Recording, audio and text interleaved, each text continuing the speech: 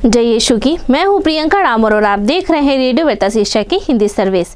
कलीसियाई समाचार में आप सभी का स्वागत है। कलीसियाई समाचारों में प्रमुख है, संघर्षों से प्रभावित देशों और मृतकों के लिए प्रार्थना करने हेतु पोप की अपील। कैथोलिक चर्च धर्मांतरण नहीं करता बल्कि शिक्षा प्रदान करता है, भारतीय संघीय मंत्री ने कहा।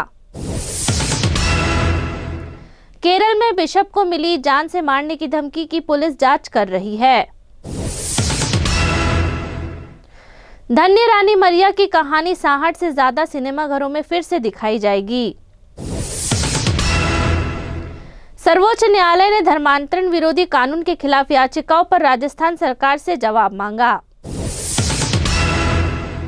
कोलकाता के ख्रिस्तियों ने सम्मानजनक दफन के लिए एक प्रयास जारी किया। अदालत ने झूठे धर्मांतरण मामले में हिरासत में लिए गए मुस्लिम व्यक्ति को उत्तर प्रदेश राज्य को भुगतान करने का आदेश दिया।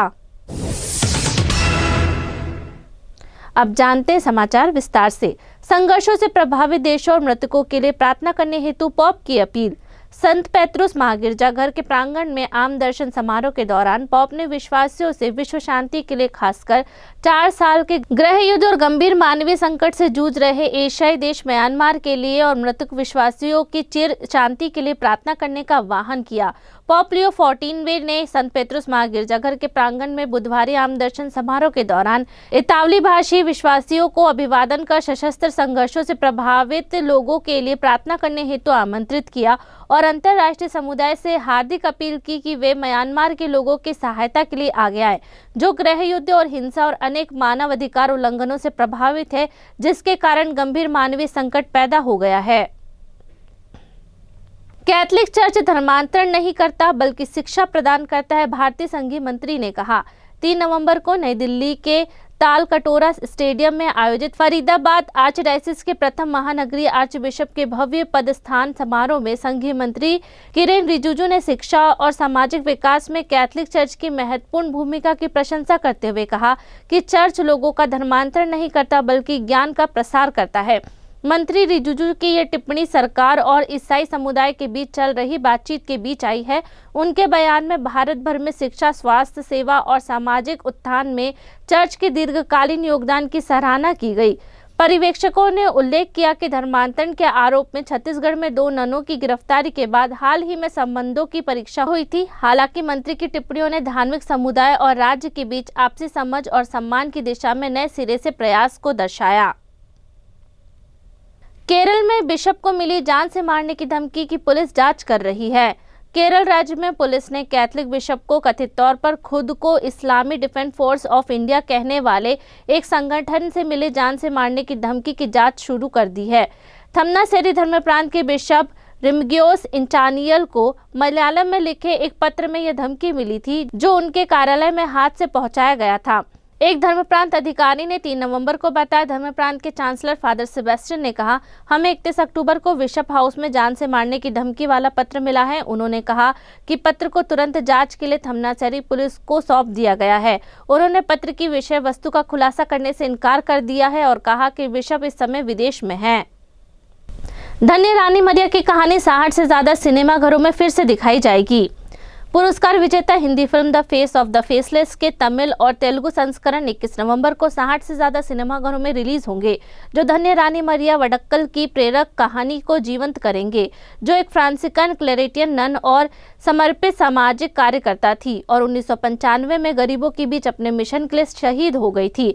29 जनवरी 1954 को केरल में जन्मी और इंदौर धर्म प्रांत में सेवारत धन्य रानी मरिया ने अपना जीवन हाशिए पे पड़े लोगों की शिक्षा, सशक्तिकरण और सम्मान के लिए समर्पित कर दिया। 41 साल की उम्र में 25 फरवरी 1995 को नाचनपुर पहाड़ी के पास गरीबों के लिए उनके काम का विरोध करने वाले जमींदारों द्वारा किराए पर लिए गए हत्यारे ने उनकी हत्या कर दी। फिल्म के तमिल संस्करण का पहला प्रीमियर 8 जुलाई 2025 को तमिलनाडु के पुडु मठ बेसिलिका में तमिलनाडु बिशप काउंसिल की बैठक के दौरान हुआ था।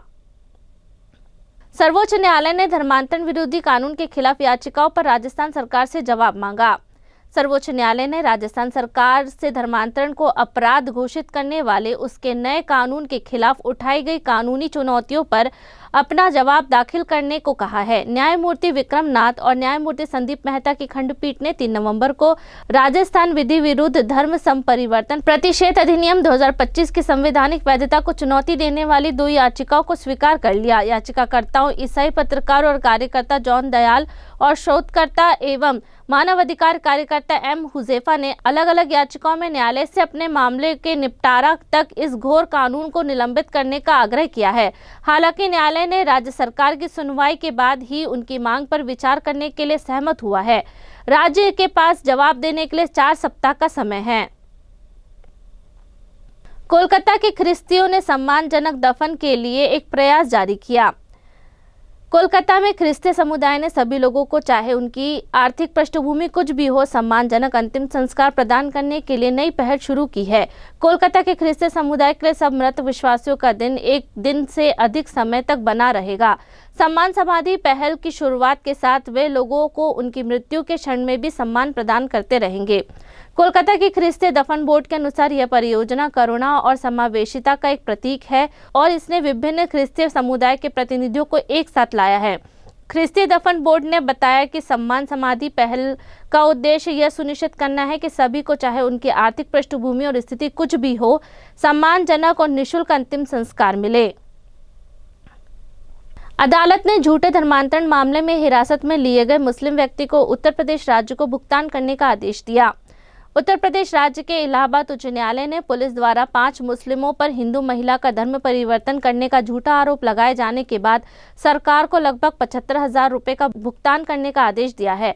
अदालत ने पुलिस की शिकायत को खारिज कर दिया और इसे अपने वरिष्ठों से लाभ कमाने के लिए राज्य के अधिकारियों द्वारा एक दूसरे पर दबाव बनाने का एक ज्वलंत उदाहरण बताया। राज्य सरकार को पहले आरोपी, जिसे 18 सितंबर को गिरफ्तार किया गया था, 45 दिनों से अधिक समय तक हिरासत में रखा गया, को 50,000 रुपए का भुगतान करने और अदालत की कानूनी सहायता सेवा, जो गरीबों को मुफ्त कानूनी सहायता प्रदान करती है, में 25,000 रुपए जमा करने का निर्देश दिया गया।